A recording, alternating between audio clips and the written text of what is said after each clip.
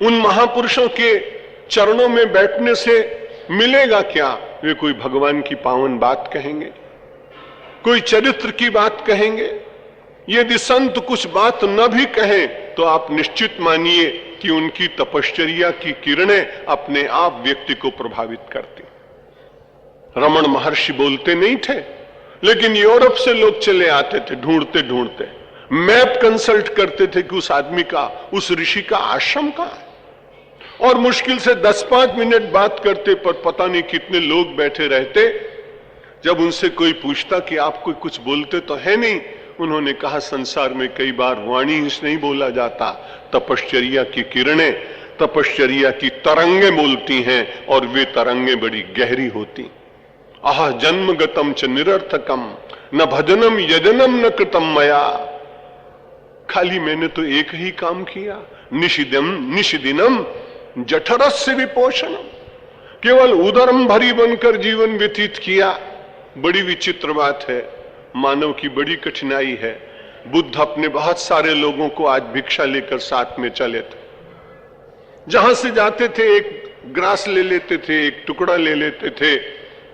उनके साथ में कोई एक ऐसा ही फक्कड़ साधु भी आ गया जो केवल वेश का साधु था। उसने कहा मैं भी आपके साथ भिक्षा लेने चलूं, लेकिन पात्र उसका उस दिन खो गया था।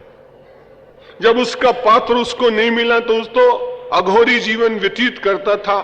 स्मशान रास्ते में मिला, रास्ते में से उसने एक खोपड़ी उठा ली, उसको साफ किया। साफ करने के बाद में भिक्षा मांगता। जितने और साधु थे उनके पात्र बड़े छोटे छोटे थे, भर जाते थे। इसको तो पूरे गांव के लोग भरने लगे, फिर भी उसका वो पात्र भरा ही नहीं। आज तो बुद्ध को बड़ा आश्चर्य हुआ, ये कैसा व्यक्ति मेरे साथ आ गया।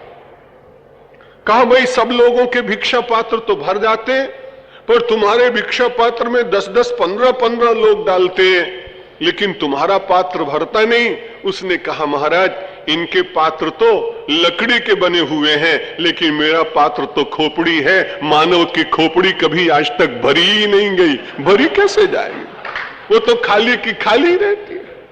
इसलिए परमात्मा दया करे कि हमारी खोपड़ी में भगवान विराजमान हो, संसार धीरे धीरे विस्मृत होता चला जाए, और आप बड़े प्रेम से सुनिए कि जिनके श्रवण समुद्र समाना, कथा तुम्हारे सुबह सरिनाना, भर ही निरंतर हो ही न पूरे, कि तिन कहाँ ही है तुम्हारे गृह रूरे।